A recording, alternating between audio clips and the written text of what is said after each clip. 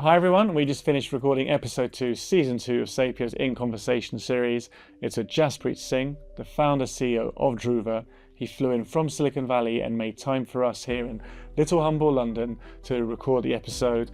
He took us through his journey of founding the business in India, raising money from Sequoia, moving to California, and pivoting from being on-prem to cloud only when cloud was just starting, being one of the first consumers of AWS to being a top 5 global consumer of AWS storage.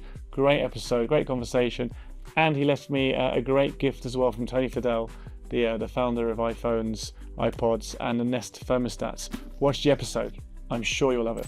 Jaspreet, welcome, and thank you for coming on. I appreciate it. Thank you for having me here. No, thank you. You've come all the way from California, so I appreciate that. Jaspreet, we start every episode, unfortunately for you, by talking about the guests, so our audience know a bit more about you before we jump into the questions. So apologies to you. I'm going to talk about you a little bit now. So I did a little bit of prep. You founded Druva in 2008 and have been running it literally as CEO ever since. So I think that'll be 18 years with my simple maths about in August. And previous to that, you worked 3 years as a software engineer back in India where you were born and educated. Mm-hmm. So I've got that right. In terms of Druva itself, according to the Gartner Magic Quadrant, which everyone in cybersecurity uses their kind of de facto Bible of what is the best platform, you are the leader in backup and data protection platforms. I've got in my notes, and please correct me here, that your ARR now exceeds 200 million. Mm-hmm. You've got over 7,500 customers globally. Mm-hmm. And this is one, I love these stats, and you protect over 275 petabytes of enterprise data. And annually you execute more than 6 billion backups. Is that all right? Absolutely. Appreciate the facts. Thank you. You are the internet's backup. And when you hear those statistics, that's amazing. So thank you again for coming on the show. I've got a bunch of questions, but I'm going to start with a really, really long one. So apologies, please bear with me, because your background and the background of Druva, I found really interesting when I was doing my research. So I'm just going to talk a little bit about the background and then dive into it. So you started a business back in India as a financial data discovery platform. And then I was watching a kind of a different interview you did. You talked about you pivoted to data backup, and that had some PMF. You got some great clients, specifically around IP protection. And from my understanding, you even got clients right at the beginning, like NASA and the US Army. That led to people coming to you for investment. You got some angel investment, and most impressively, you got Sequoia to invest in you. So for those of you in the audience who aren't that familiar with the world of VC, Sequoia is the number one, the most famous VC you can have. So for a former engineer in India to do a startup and have Sequoia to come in, that is like the greatest achievement you could possibly have. And that took you to 10 million of ARR, according to my research. And then you did something very, very different that most people don't do and wouldn't expect in this Druva story. At that point, you moved yourself to California and you pivoted the business. And you said, we are going to be specifically on cloud and we're going to shed our on-prem customers. So did I get that correct? You got it right. Yeah, it's a great research. I appreciate that. No. We've got to do our prep, right? So, leading to my question, you built a business, you've got some incredible logos, NASA, US Army, you've got 10 million ARR, a lot of it we're very happy about. This is 2008, right? You've got great ARR, you've got the most famous VC and successful VC in the world investing in you, and you go, you know what, I'm going to go to California, I'm going to pivot the business, and I'm going on cloud. And this is before people were on the cloud. So I guess my question is, that's a huge bet. That's a big gamble to make. What gave you the confidence to make that gamble? I think as entrepreneurs, yourself included, we are paid to make bets nobody else will make. Right. And I think there is this, markets, when markets are formed, when a new markets and new categories are formed, that lifts the entire industry up in terms of new innovation coming to market. We did start in 2008. It took us 5 years to get product market fit. Most company, at least in the Valley, have a notion of overnight success. At least overnight success took 5 years for us. I actually wasn't even the CEO to start with. I was a lead engineer. We did build a financial data sort of replication platform coming out of Veritas. But then we realized that while we can solve the problem for a financial business, for a bank to trust a company to replicate the data, even though we've solved the problem very, very well, isn't a viable option given what would they need in terms of credibility to trust a platform. So we understood, coming from Veritas, how to build large-scale systems. We understood from the new venture that how do you replicate data over long distance, over internet. So then came the idea of a lower order problem of backup, which could be, off the network, which could be sort of off the main data center. Yeah. And we felt a lot of companies have edge locations, and they could benefit from a more like a internet-friendly, more remote office-oriented solution. And then came NASA's, launch sites. Then came U.S. Army's deployments across I believe, the Central Asia or Middle East, and a lot of those businesses. But then when Sequoia invested, Sequoia actually was pretty kind in a way that they were trying to understand India as a market and how deep tech will work in India. Yeah. And we had a young partner now who runs actually Peak 15, a great new fund, Shirinder Singh, and he was in India, and they were trying to figure. And I met Mike Moritz, who was at that time the CEO of Sequoia. When I pitched him, I remember meeting Mike in I believe Mumbai or Delhi, I forgot now, and I pitched him the whole idea of what we're doing, and we had ARR, we had revenue, and Mike pretty much kept on saying next, and to the point I got almost annoyed, saying, "Hey Mike, like, what would you want to hear?" And Mike was like, "Look, we believe we have funded coffee shops and cinemas in India, the consumer market. Yeah. We're here to see deep tech, and we're here to see strong teams who can build deep tech. Yeah. So I'm as much interested in the business as much as you individually or the team behind it, because I feel you may not have found the right product market fit. And if you move to the Valley and learn from the other businesses, maybe there's a bigger category than just a remote office backup." Yeah. And the idea and genesis of cloud was formed because Amazon was coming up at that time. Yes. And we had to make a big bet of building an enterprise-grade system on top of a distributed computing architecture. And that bet really paid off. Amazing. And again, for those of you not familiar, Michael Moritz, we're a UK audience. He is the incredible originally Welsh VC who moved to Silicon Valley as one of the figures that drove Sequoia to the success it had. So it's great to hear about him as well in your story. So you just touched upon Amazon. So the time you're doing this is the same time period at which I guess Andy Jassy is driving AWS and building that out of Amazon. You went very early on that bet as well, and I think you at the time of when I did my research, I saw somewhere saying you're one of the top 5 global consumers of AWS. I'm pretty sure the big AI companies now might have pushed you down a few notches. So when did you start with AWS? Where did that come from? The top 5 consumers of storage on AWS, yes. Are top 5 partners of theirs. Yeah. Very, very early on Amazon was pushing to the enterprise. I remember meeting with Werner Vogel, who was the CTO, and he almost on a napkin drew the vision they have about distributed computing paradigms. You see, the thought which occurred to us was this: cloud is just not a technology change. Yeah. Software-defined data center technology change. Cloud is a business logic change where you could buy a SLA anywhere in the globe for a fixed price. Yeah. And that's a commitment, Amazon will have. And backup, if you think about it, is still a pretty old school industry where people buy peak capacity upfront for 5 years to solve a very tangible problem of operational recovery, right? We felt, it's a 3-hour problem. You do backups once a day or twice a day. Why can't you build a distributed computing system which will go up and down in consumption and could be much, much more cheaper, much more cost effective, much more secure?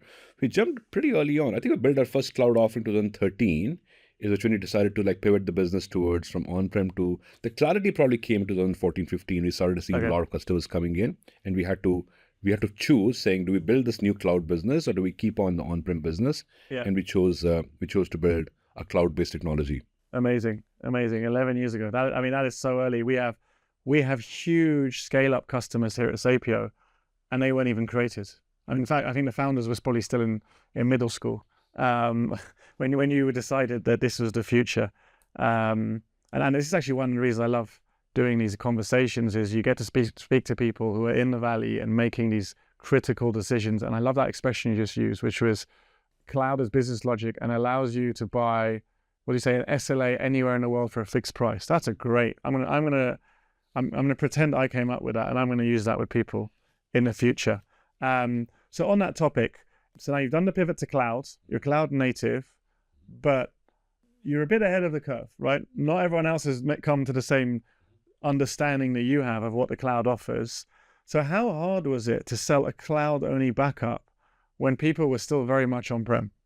I think creating any new category or defining a category differently takes a lot of effort and energy. Yeah. You have to educate the market. You have to redefine. The reason we came with the figures of 8 billion backups and 6 billion backups was the fact that the simple conversation customers was that, look, you want to do backups. Do you even know the SLAs you're getting right now from your software-based approach?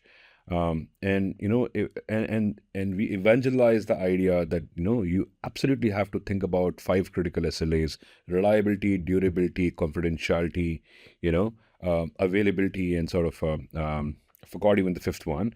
But I think you have to define these SLAs very tightly, and when you define them, it all matters. Can you get them yourself in a DIY solution or through a cloud? And that's what we really had to define. How do you work with channel partners? How do you work with sales compensation plans and evangelism and marketing? And how should product involve? Building a new category is fun, but a lot of hard work, a lot of money also being spent. And you got to have those deep pockets to also figure out. And it's a big bet. Right? It is a big bet. Because right when we were starting, there was also a new category, and I had a great friend who was making a big bet in hindsight on enterprise work being done from an iPad. Right. Now, at that time, 2013-14, it felt obvious that, hey, enterprise will go to iPad, but it didn't turn out to be a big trend. Yeah. So it's a little bit of also luck, Yeah. which has to come your way, but then a lot of hard work to make sure the category becomes big enough. Yeah, I mean, I'll be honest, I'm not a huge believer in luck. I think luck belittles the vision people have to make a decision where the result is not certain. That's the luck element, but they're putting themselves in that position that if it does happen, they're the ones who are going to benefit from it, right? It's not like it fell off a tree and landed. You did the work. It wasn't certain, but it came off. So yeah, that's just, sorry, I'm on a bit of a rant here, but when people say, "Oh, that guy's lucky," I don't really like it. They're not lucky. They thought about it and they took a risk, but it was a calculated risk. So someone asked Machiavelli one time that, look, is there a God? Is there a fate? Yeah. Right? And he says, look, there's a 50-50 equation. Maybe there is, maybe there's not. But what would benefit you? He said, fate is like a young woman, which will probably, get more attracted towards your risk-taking appetite than your not risk-taking appetite. Yeah. So as a believer, you almost have to believe that there is an X factor, but you have to prepare to be ready. Exactly. Is what you can do. You can't depend upon it, to your point. All you can do is discipline to be ready. Yeah. But then you have to wait your moment for that X factor to happen to get lifted up. Absolutely. I love that. Okay. So again, you're defining a category, you're taking a bet, you could gamble. Did at any point you think, you know what, let's go back to on-prem? Did that ever cross your mind, or were you 100% this is the path? I think we were believers. We believed in this category. It's a stuff. Like the tier one, absolute tier one workloads in cloud took a long time to actually. The tier one workloads in enterprise took a long time to come to cloud. Yeah. So you had to build a lot to make sure you time it right. But I think we were certain also because like every strategy has a trade-off. And we were very clear that we have to have a trade-off to make the strategy work. Yeah. Yeah, it makes sense. Okay. So we've seen an evolution of how people see backup. I started my not quite started. My second role of my career was in banks. I did 13 years in investment banks, and we work in technology and investment bank. Backups are your life, right? And when it started off with here's our active, here's our passive, then everything active. But every Christmas we'd have to switch over. And it was the days of tape, right? We would do everything on tape. We'd constantly be rotating, checking.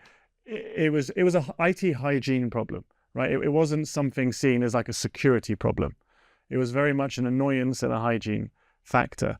For you, when did Druva shift from being a backup company to being like a data security company in your mind?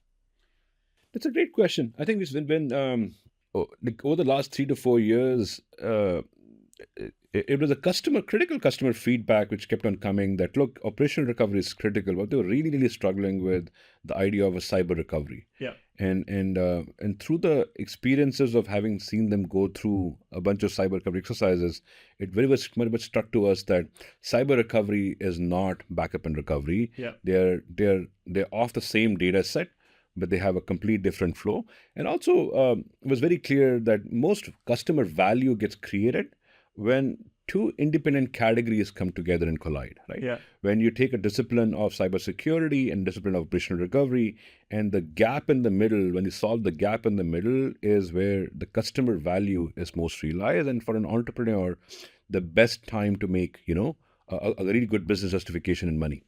So that was becoming more and more obvious, I would say, last 3 to 4 years. Yeah. And it's been increasingly a trend about, with AI and other trends coming to picture, what was the role of data and what is the role of security as we go forward? Okay. I'm going to save AI questions to the end. I don't really like doing AI questions because they're very cliche and everyone, it's like when you go to dinner, what are you doing with AI? What tool, but we'll save that for the end. But let's carry on with your journey. There's another thing that happened, ransomware, and the massive growth in ransomware. Did that affect your roadmap and plans at Druva? Absolutely. When I was at Veritas, there was actually a big joke internally saying we paid to do backup but not recovery. Yeah. Because recoveries are so rare. Yeah. And people rotate tapes. They all do operational exercises to make sure recoveries, when they happen, are pretty predictable, right?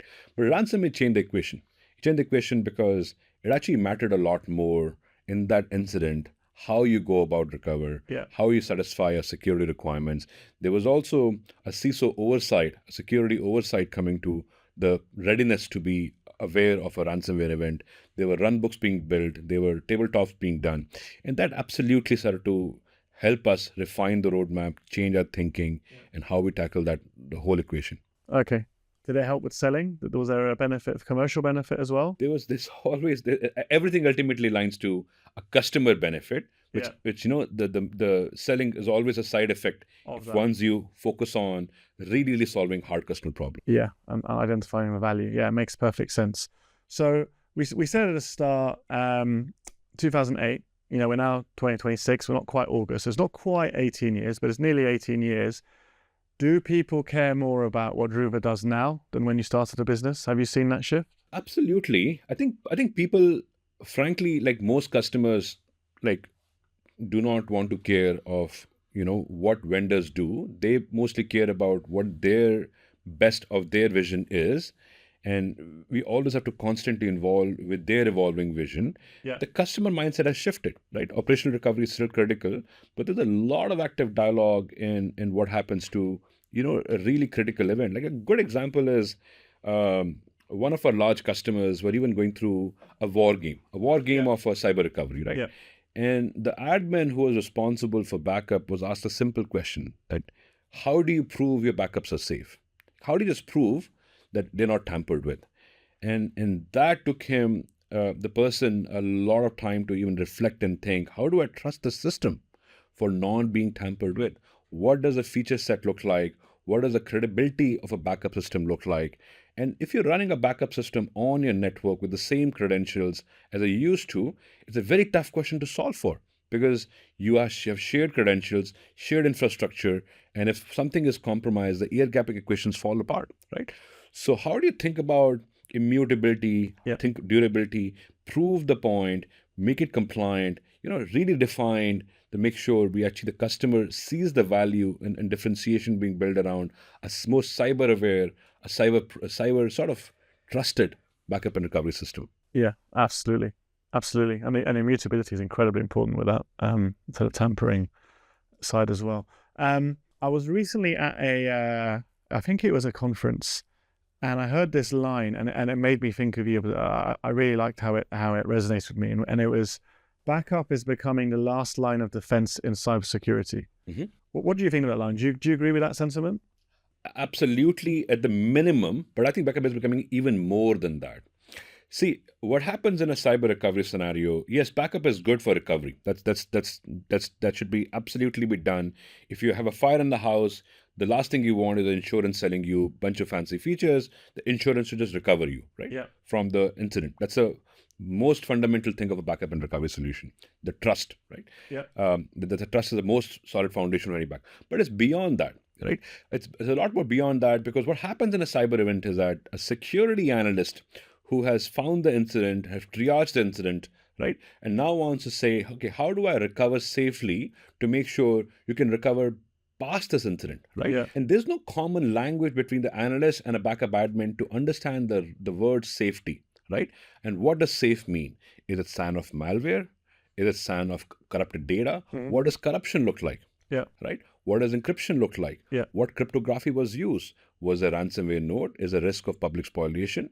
So there's a huge gap between finding and triaging an event and doing a recovery. Is the whole process of investigating what artifact was used. What was, is there a command, is there a C2C center here, right? And backups do actually hold all the data, which could be extremely useful for investigating the command and control centers, the artifacts, and the data movement, the lateral movement, and all those artifacts.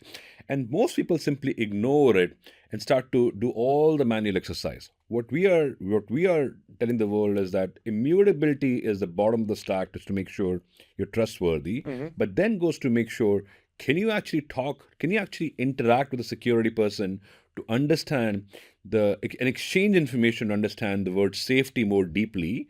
But then can you go up one more level to actually help the security events triage not just incident, but triaging of the data, triaging of the application. And one good example is like one of our really large investors, and I want to name them, when they were actually going through an investment in Druva, they had an incident, and security analysts found a flaw in sort of a breach in SharePoint Online.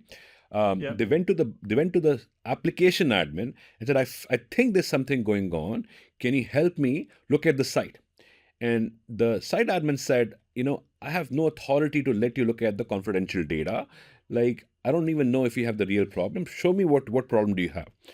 And the analyst and the site admin had nothing in common to talk about what bad looks like. Eventually, the security admin got access to the site.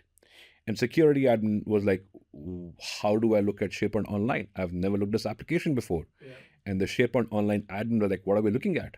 So there's no common language for them to understand the safety of data, which is where I think the job of a cyber recovery solution becomes to bridge the gap between a preventive security, and a defensive security, and building an investigative system which could go beyond recovery. Okay, I mean, let's stay on that topic, because you use SharePoint as an example, but these days data is everywhere, right? It's on your endpoint that you're using. It's in SaaS apps. It's in the cloud, like a public cloud. It's in containers that you're deploying. It's everywhere. What do you think people most misunderstand about protecting data, and even SaaS data? I think third-party risk, which is broadly saying the whole job of cloud, the whole job of SaaS application is actually an act of outsourcing. Right? You're outsourcing specialty data application work to a third-party vendor. And third-party risk is a massively large area people still haven't critically solved, right? Look at the latest breach reported by Google, right? Which just happened last week. It's called Driftmine or something like that. I think the threat actor in this case from China was using Excel spreadsheet, a Google Excel spreadsheet as a command and control center. Wow. Which means that, rather than building a command and control center which is persistent, right? And you detect it because if a persistent binary is making some calls to a unknown host, and you will catch it saying, hey, how is this API calls happening? And you can control it. This time the command and control center was an Excel spreadsheet, which means all the activities were just rows and tables and cells, right? So my point being, in a SaaS application, the connectivity which we're building, right? We were so used to defining the enterprise perimeter as what you control by putting a firewall, by putting a proxy, by putting a gateway, by putting endpoint security. But if majority of enterprise is going to get outsourced to a SaaS-based approach, then what about the firewalling? What about the API integration? What about the data flow? What about understanding of how these applications are communicating to each other? Is there a Trojan sitting there? Is there a command and control center sitting there? What is the API usage? What is the authority you've given to third-party providers to actually read and write these applications. Yeah. And if a user wakes up one day and gives a write privilege to a third-party application into your Salesforce, and third-party application gets breached, which happened with Gainsight recently, happened with Drift before that, then your Salesforce is basically toast. Yeah. And a lot of people don't realize that just because Salesforce is a SaaS, it doesn't mean it comes with backup out the box. And you need to back it up. You need to secure it. You need to understand the security posture. You need to back it up. And you need to really, really understand, how do I really understand this application from a change monitoring perspective, right? Yeah, exactly. Going back to the one you mentioned before around the kind of SharePoint admin and the security analyst, do you see this space as a shared responsibility within technology? Absolutely. I think what cloud did, like in your example of banking day, is like you were responsible for a rack, and you're responsible for everything in the rack, from the system, the data, the application, and over time started outsourcing the racks to data center providers, virtualization to VMware, then came the operating systems, and now you sort of even outsource the applications to SaaS providers and cloud providers. But data is still your responsibility. What you do with the application is still your responsibility. How you manage it, how you integrate it. It's a very powerful concept to be able to do work on a light speed, especially with the AI coming in. How you actually get the work done in a lightning speed basis, but then it has its own risk and equation with it. I'm going to ask you a question, and I've got a feeling you're going to say to me you don't want to answer it because you don't want to offend anyone. But I feel like I have to ask this question. Is there a specific well-known SaaS app that creates a lot of blind spots? I think it's not the SaaS apps itself, right? But it's what you choose to do with it, which creates a lot of blind spots. What people understand the risk equation are, and actually how do you holistically, manage it, right? Most people don't even integrate their backups, for example, with SOC, right?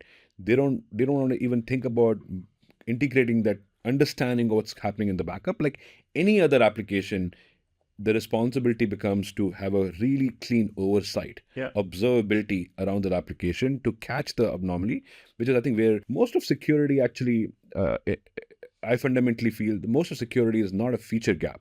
The most of security is an operational gap. How do you actually operate across environments, and what your risk exposure you create out of it? So more critically, rather than buying a new tool, security team needs to actually operate, building the operating cadence a lot more cleaner and better to be a lot more secure.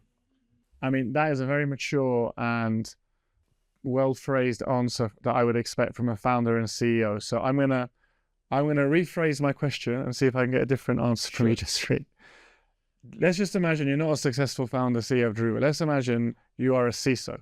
Mm-hmm. The data in what app would keep you up at night? Like, what would be the thing you're really worried about? I think, let me give a generic answer and then specific answer, right? I think what becomes very critical for a CISO, frankly, is to understand the risk. Right? What are the risks to the company, right? And then the risk maps to understanding of assets, where the risks are, and then becomes an effort to protect them, right? So let's have a CISO of Druva, right? What are the risks in Druva? The risk in Druva is the data we store for customers in our cloud. The risk in Druva is our IP. The risk in Druva is the customer contracts which we have, because we have confidentiality agreement with our partners and customers on that data. Beyond that, I really don't care, right? Beyond that, is my endpoint secure, not secure, firewalling, this and that logic. Like those are hygiene factors. Because if I've segmented my network well between the endpoint and the cloud, have really good air gapping between that. If I have really good air gapping between my perimeter and my Salesforce, if those applications have a good line of defense, then the propagation of threat from the asset which the risk is and the regular asset on the street becomes less of a critical issue. Nonetheless, you should still do perimeter security, but I think it all comes down to defining the risk equation and putting a ring fence around those assets more critically than anything else. And most customers, unfortunately, copy and paste, where they go through a list of applications they must do, versus running a robust risk program and risk discovery program. So we run in Druva a really robust risk discovery program where people across multiple disciplines, cloud operations, engineering, IT, even marketing and other functions can come forward in a weekly meeting or a bi-weekly meeting and discuss a risk openly. Here's a business risk, and then we can either choose to solve for it, choose to ignore it, or choose to put on a roadmap. Yeah. Okay. I would say if you're watching this episode and you are a cybersecurity professional, you should probably replay that answer. That's a very nice summation of how you should think about your security architecture. I really like that. So thank you for sharing that. I said I was going to save the AI questions to the end. So let's do some AI questions for you now. In your opinion, and you're someone who has a lot more visibility to what's happening threat-wise, how does AI change the equation for both attackers and defenders? I think AI is going to change everything. It may sound a cliche question, so let me break it down to make the impact felt, right? I think AI already has access to all the application. It's not a future such statement, it's a current statement. And let me walk you through how, right? Okay. A lot of systems, a lot of enterprises have integrated AI technologies, like you saw even OpenClaw or even Gemini or other systems to their personalized approach to given the email access or email, some of those accesses already being granted and given, right? 99% of enterprises still use email as two-factor authentication, right? The second factor is an email. There could be a text message, but a lot of people default for a variety of practical purposes to an email. Now, in an agentic world where you have a level of autonomy given to an AI-based bot, and an agentic world means that there's a sense of act in the AI that it can act on your behalf. And if you've already given an email access, you're practically given the AI bot access to your two-factor authentication, which is the genesis of an application access to any application in enterprise, right? So any attack in that particular equation has a massively large surface area. Now, it may not happen because those applications are highly secure and tightly managed, but security is all about risk mitigation. From a risk mitigation perspective, the surface area is extremely large. Correct. And in the world where autonomy is becoming more and more obvious, and the world is going towards, how can I use AI to be doing more for me? The risk factor amplifies quite a bit. Yeah, I don't know if you saw this. I read it on X, I think, last week. There was someone it was one of the Mag 7 companies in the AI guardrails team. And she deployed OpenClaw on her email. With the right privileges. And told it, don't do this, don't do that, but gave it full privileges. And OpenClaw went and deleted all her emails. And she couldn't recover them. And it was very ironic that someone in charge of AI guardrails didn't put any guardrails in place on their personal. Most people have now played with these models enough to openly understand and acknowledge, if you go deeper and if you ask deeper questions, that majority of these models come with a constitution. Sort of a soul, right? Which is in OpenClaw soul.md. They come with a constitution, which you probe enough, you can get an understanding of, which puts enough guardrail of what not to do. But the interesting part is majority systems, the constitution can be rewritten by the model as it understands the work more and more, especially in the agentic world, which sort of creates a problem of how it might drift over time. But we're in very, very early stages of understanding this threat, but the impact could be very, very large, if not contained very well. Exactly. And we're talking about an individual. Imagine if that is in an enterprise, right? The impact, like you said, very, very wide. So, in the world of now, AI is on both sides being deployed. Do you think AI makes it harder or easier to recover from a ransomware attack? I think it's both a benefit and an issue. AI makes it much easier because now you can converse. Like Druva has invested deeply into what we call Druva, the agentic approach to Druva, like where the question, for example, in this war game example I gave beginning of the meeting about a customer saying, how do I know Druva is safe? Traditionally, the answer would have been very complex because you have to look at admin activity, look at data posture, look at data changes, deletions. And now this person came to Drew and asked the same question, and Drew outlined all the steps to be done to understand that Druva is safe, and then could actually execute on the customer's behalf to prove the immutability and safety of the system, right? Yeah. So AI is very helpful because conversational interfaces, infrastructure triaging, which means that how do you triage an infrastructure or a security triaging, right? Which is how do you triage an alert, becomes an easier equation. So yes, the admin or the security researcher's jobs gets far more faster and easier to act upon data if the data is structured the right way, right? That's a much bigger benefit, which most applications will not to deploy in the security world. That said, what AI also does is that static risk, a risk of malware, a risk of a configuration, is actually not the biggest risk anymore, right? Because static scanning, like cloud permission scanning, malware scanning, static scanning is worthless because AI can come into a system, make changes them back. The speed of changes and drift and any vulnerability is far more powerful for static scanning to be any useful. So majority of vulnerability scanning and permission scanning in the cloud is still helpful as a hygiene factor, but it's not going to deter a sophisticated attack done through AI. I'm going to revise what I said 20 minutes ago. I actually like asking AI questions because you get to hear about how people who are at the forefront are thinking about. That was very interesting. Thank you. Kind of on the topic, again, in the world of AI and everything that's happening, do you think backups are just going to become autonomous eventually? Backups eventually will become a feature. Yeah. I think any journey of any company is to go from a company to product to a feature.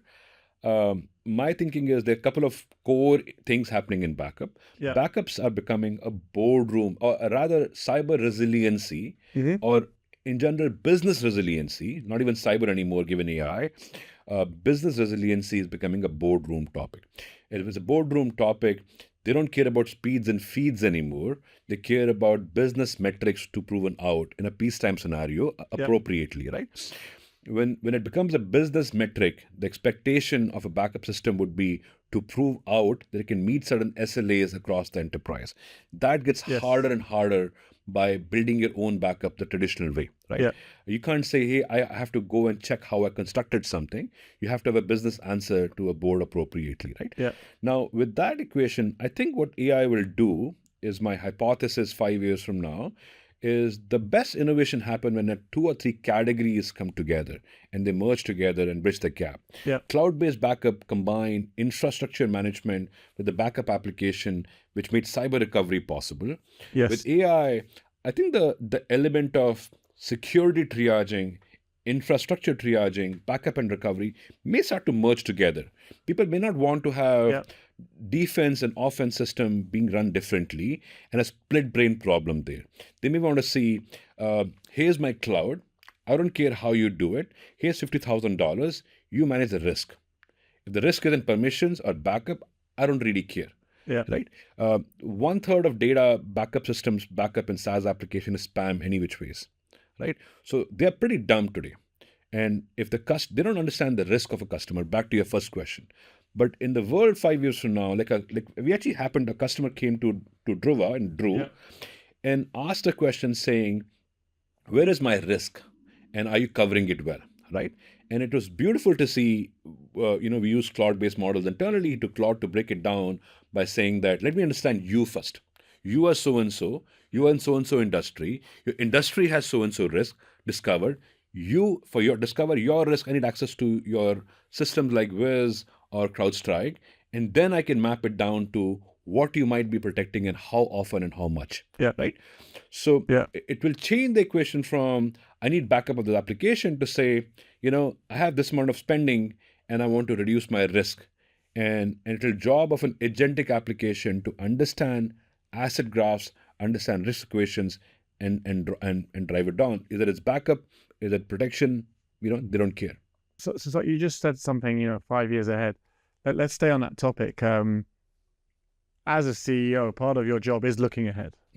Can you share with our audience, Where do you think this world of data protection is evolving in the next 5 years? I think that I think that the couple of core trends, data protection right now, the system. I think from system it will become a policy.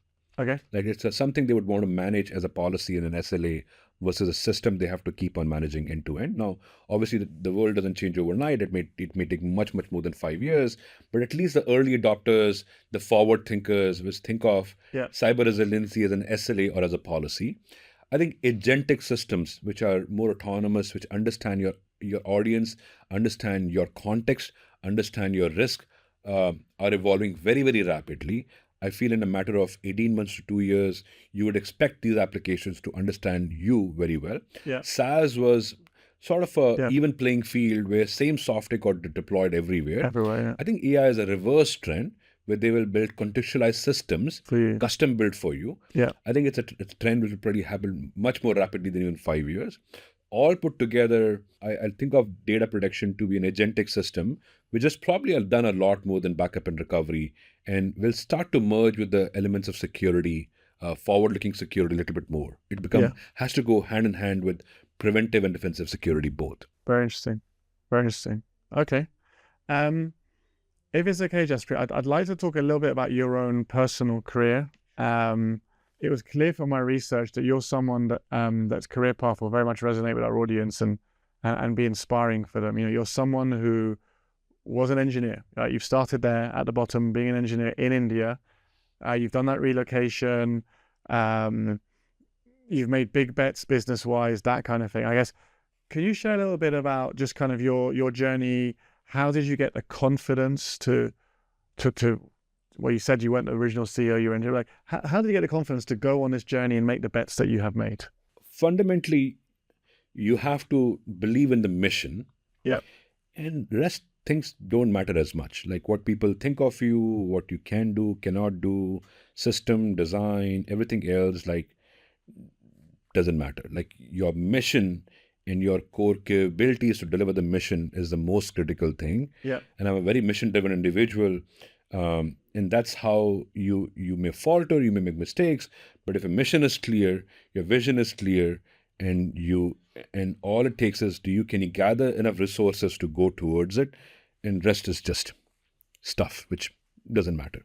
So the mission that you want to achieve needed you to relocate, as an example. You couldn't do it out of India. Oh, great. That's a great question. So I think Silicon Valley is a very interesting place. In many ways, it's like a Hollywood for geeks, right?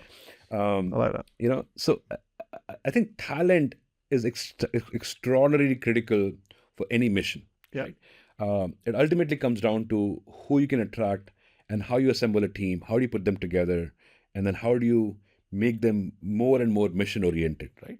And Silicon Valley is a very, very unique place because it brings together elements of people who are very mission oriented, who want to achieve a dream, and the quality and the quantity or the sufficiency of the talent pool exists in the Bay Area to make it happen, right?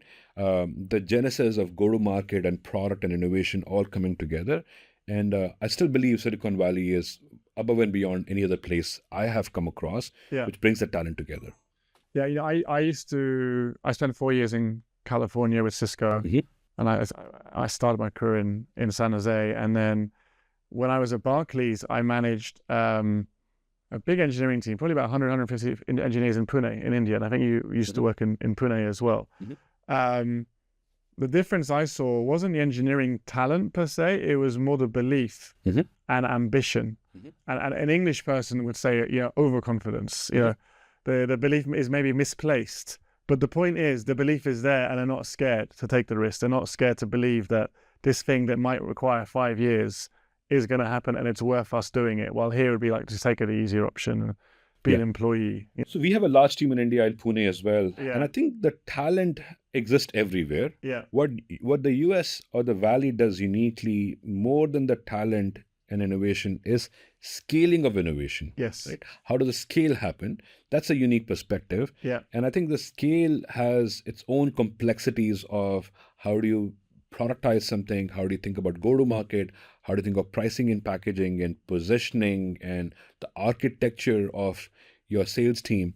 Right? That's the talent pool. Like the engineering and raw sales talent pool exists everywhere.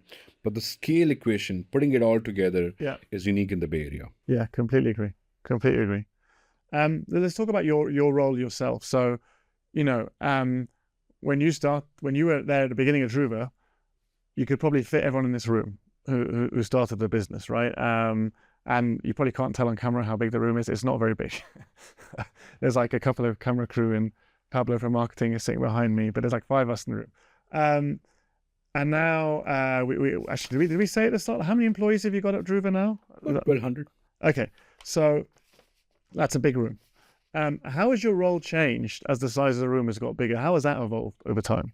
You have to evolve from someone who is architecting technology to architecting a product, to architecting a organization, right?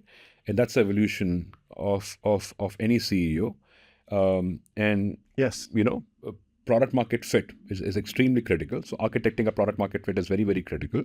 But beyond that, how do you assemble go-to-market, product market fit, variety of different critical organizational elements into a single organization becomes a core charter as you evolve as a CEO. The elements of strategy, elements of culture, go-to-market, viability, profitability, cash flow management, those becomes more and more critical as you grow along. As you grow. Yeah, absolutely. I find that people are more relatable and believable when they're willing to share maybe some of the hard points that they've gone through. You mentioned, about the pivot of the business. You mentioned about the relocation, that kind of thing. What's been the hardest thing that you've gone through personally in your Druva journey?